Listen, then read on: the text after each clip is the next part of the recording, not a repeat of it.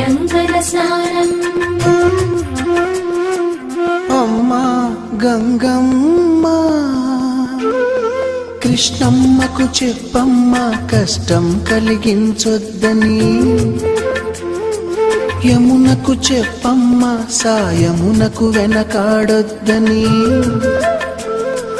గోదారికి కావేరికి ఏటికి సెలయేటికి కురిసేటి జడివానకి దూకే జలపాతానికి నీతో గుట్టులందరికీ